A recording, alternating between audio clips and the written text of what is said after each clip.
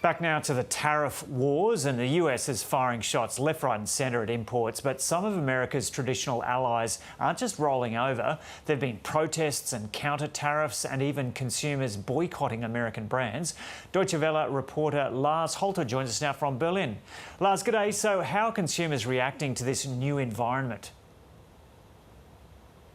Well, we do in fact see boycotts here and protests, and we're not only seeing it in stores with people's behavior, people buying less. We're actually seeing even online communities where people are sharing these boycott experiences that they find in their stores. They're sharing photos. There's lots of grocery stores I've seen pictures of now that have emptied their shelves out of American specialties. In some cases, they've been replacing them with Turkish or other ethnic foods.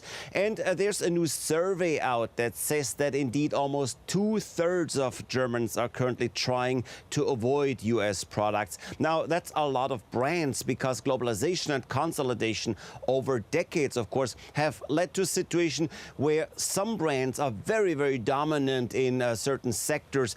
In food and beverage, for example, there's, of course, Coca-Cola and PepsiCo. There's Mondelez with brands ranging from Heinz and Kraft to chocolate giant Milka.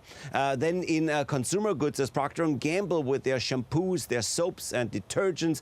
And many of these products will likely sell a bit less now. But I guess we'll have to wait and see how long consumers actually stay the course, because usually we see these boycotts tend to be short-lived and people coming back to the brands, of course, that they have known for a long time. Situation might be much worse for the US, of course, in Canada, where we've also seen pictures. Entire grocery chains are boycotting American brands there, including taking all the products off the shelves. But here in Germany, we'll have to really see how much damage this actually does. And has there been any reaction so far from the US companies? Are they worried?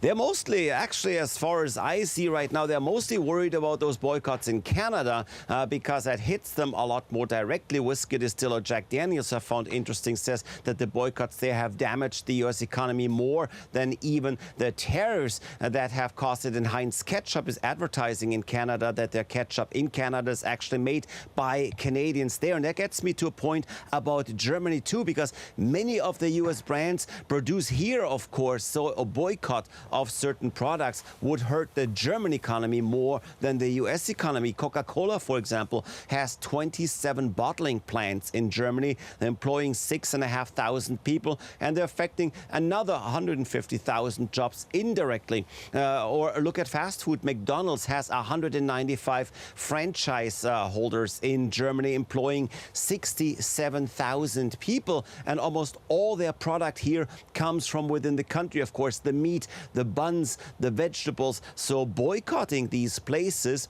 would have a huge negative impact on the German economy, but would likely be somewhat minimal to those US conglomerates that often don't get much more than a licensing fee.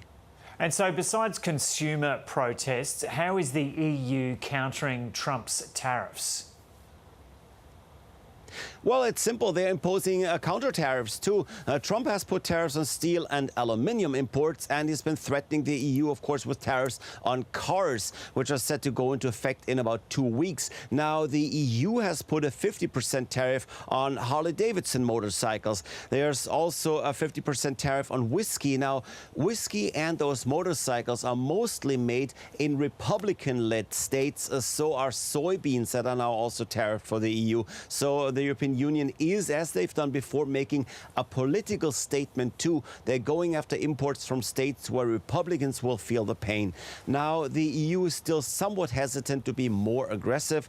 They have said that they don't want a trade war, but with Mr. Trump in the White House, of course, there is not much reasoning. He's already threatening tariffs of 200% now on French wine and champagne, as of yesterday that was. And he has often said that the EU was formed, and I quote, to screw America, which is obviously nonsense, but he seems to see it that way, and he wants revenge. The EU, in either case, is prepared for an escalation. Brussels is saying that they could even use a new anti-coercion tool that would allow them to put tariffs on service companies, and that would mean technology firms like Google would be impacted. And now that could really hurt the US economy.